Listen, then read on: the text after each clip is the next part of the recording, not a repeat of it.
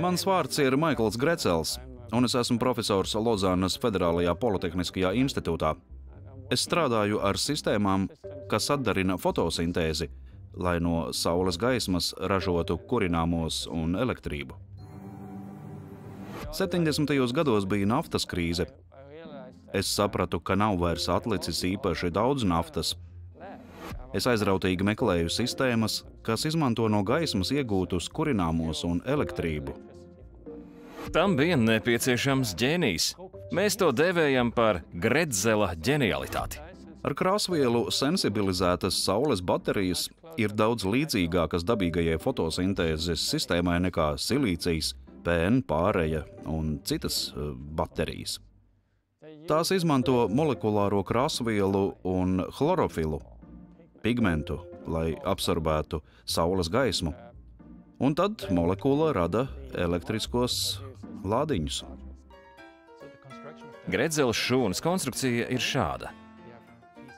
Mums ir stikla gabals, titāna oksīds, kas pārklāts ar krāsvielu. Un vēl ir otrs vadītspējīga stikla gabals, kam jānoslēdz ierīce. Elektrolīts, kas noslēdz ķēdi. Titāna oksīdā, kas plūst caur elektrisko ķēdi, tiek ģenerēti elektroni. Elektrolīts atgriež elektronu krāsvielā, kas to iepriekš zaudēja. Tas darbojas tieši tā.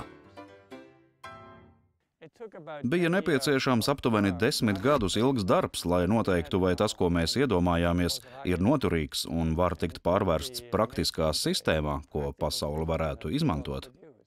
Šī tehnoloģija piedāvā priekšrocības salīdzinājumā ar silīcija baterijām. Tas savāc gaismu no abām pusēm, kas ir ļoti svarīgi tuksnesī, jo paneļi tiks uzstādīti vertikāli. Tās ļoti labi savāc izkliedēto radiāciju, un tās var lietot telpās. Telpās tās ir nepārspējamas. Apkārtējās vides apstākļos telpās tām ir daudz lielāka efektivitāte nekā silīcija baterijām. Ēku integrēšana ir plašs tirgus. Saules baterijas ir caurspīdīgas, estētiskas, labi izskatās. Tās ir kā māksla. Tās nevien izmanto saules enerģiju, bet tām ir arī estētiskā funkcija.